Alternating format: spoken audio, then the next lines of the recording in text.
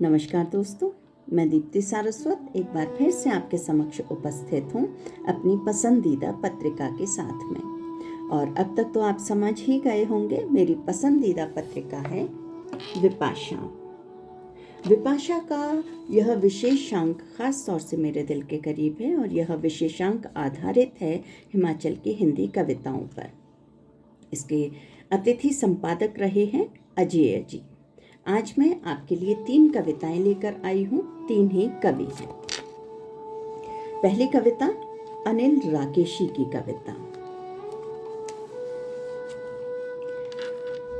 अनिल राकेशी की कविता। यह तो मैंने सोचा भी नहीं था, यह तो मैंने सोचा भी नहीं था, इस काली मरार सड़क में से फूट पड़ेंगे जेठ की चटक दोपहरी में साल के फूल और आम की कोंपलें। यह तो मैंने सोचा भी नहीं था, इस काली मरार सड़क में से फूट पड़ेंगे जेठ की चटक दोपहरी में साल के फूल और आम की कोंपलें। तुम परी कथा की वह राजकुमारी नहीं हो जो हंसे तो फूल झरे, रोए तो मोती। मैं भी उम्र का वह पड़ाव पीछे छोड़ आया हूँ कब का, जहां तुम्हारी आंखों में खिलता बेमौसम बसंत नशे में डुबो दे। फिर किस सिद्ध ने मंत्रित कर धूप की चुटकी यहाँ फेंक दी, किस बेरहम नागिन ने लू की लपलपाती जीभ अंदर खींच ली है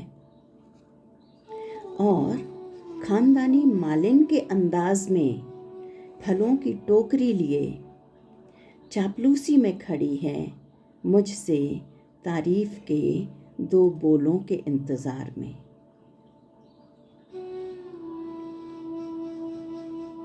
गंध के बादल ने घेर लिया है मुझे, गंध के बादल ने घेर लिया है मुझे, कुछ इस तरह कि आँख, कान, हाथ सब गंधग्राही हो गए हैं।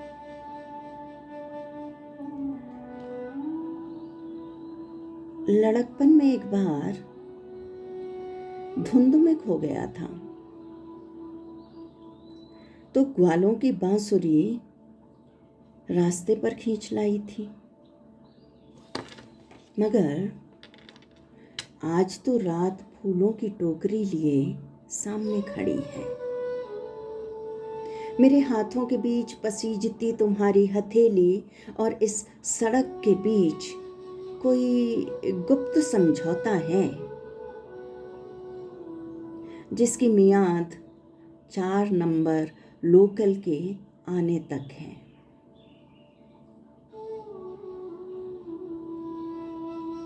बेपनाह इमारतों और अंतहीन सड़कों के इस जंगल में एक लम्हे के एकांत में अकेलेपन का टूटना। बेपनाह इमारतों और अंतहीन सड़कों के इस जंगल में एक लम्हे के एकांत में अकेलेपन का टूटना एक घटना बन जाता है, मगर सड़क पर उतरने से पहले हथेली का पसीना पोंछना मत भूलना।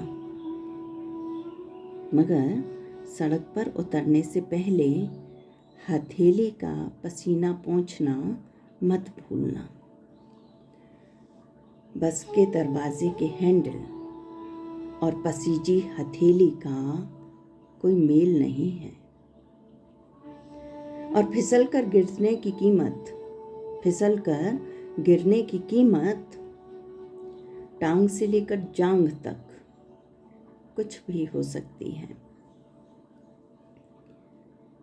और फिर ये तारकोल की सड़क भी बहुत देर तक ऐसी ही अनुकूल नहीं रहती।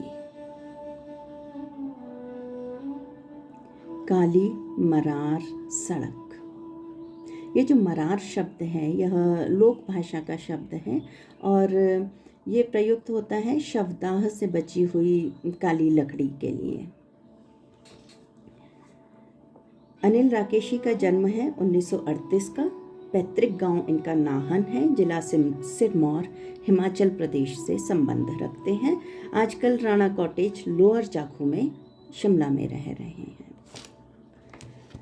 अगली जो कविता मैं सुनाती हूँ आपको वो है मधुकर भारती की कविता समागम में। समागम में प्रस्तुत हुआ मेरा प्रस्ताव, यह धर्म सब करने समाप्त। इन भगवानों को करो किनारे। समागम में प्रस्तुत हुआ मेरा प्रस्ताव, यह धर्म सब करने समाप्त। इन भगवानों को करो किनारे। आदमी काट रहा आदमी का गला। समागम ने धर्म और भगवान के पक्ष में बड़े बड़े तर्क दिए और कर दिया मेरा प्रस्ताव अस्वीकार। समागम में प्रस्तुत हुआ मेरा प्रस्ताव, यह युद्ध करने सब समाप्त। यह सीमाएं देने सब मिटा। आदमी ले रहा आदमी की जान। समागम ने अपनी जमीन की रक्षा के पक्ष में इतिहास के पुलिंदे सामने पटके और कर दिया मेरा प्रस्ताव अस्वीकार। समागम में प्रस्तुत हुआ मेरा प्रस्ताव, यह जीव हत्या है करनी बंद। जीवों को बराबर है जीने का हक। देवताओं ने कभी नहीं मांगी बलि।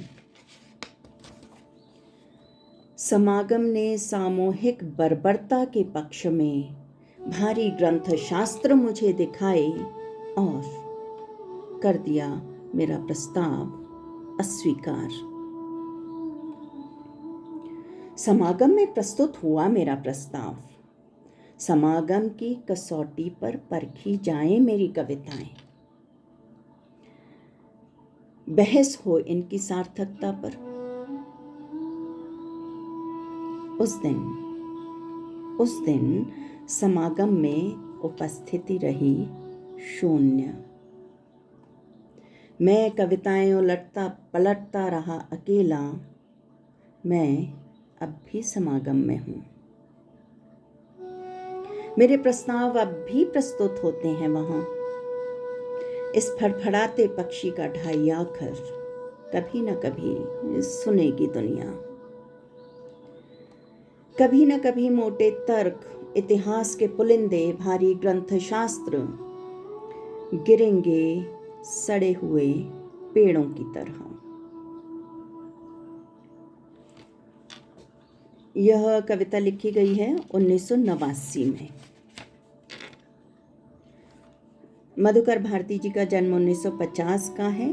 वे हमारे बीच आज नहीं हैं। उनका देहांत 2015 में हो चुका है। पैतृक गांव इनका रियोग रहा है, जिला शिमला, हिमाचल प्रदेश से संबद्ध है। अब आती है कविता अश्विनी रमेश की। माँ तुम बांध क्यों नहीं लेती सत्तू छाछ। माँ तुम बांध क्यों नहीं लेती सत्तू छाछ, जौ और कुकड़ी की रोटियों की पोटली। मैं आज गांव छोड़कर शहर जा रहा हूँ, वह सब देखने जो मैंने यहाँ नहीं देखा, वह सब करने जो यहाँ नहीं किया, और वह सब पाने और भोगने जो यहाँ नहीं पाया और भोगा।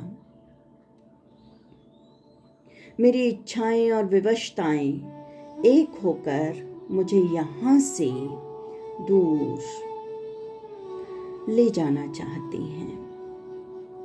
और अब तुमसे बगावत करने के अलावा मुझे कोई दूसरा रास्ता दिखाई नहीं देता। यह जानते हुए भी कि मुझे एक न एक दिन वापस गांव तो लौटना ही होगा, यह जानते हुए भी कि मुझे एक न एक दिन वापस गांव तो लौटना ही होगा, लेकिन तब तुम नहीं होगी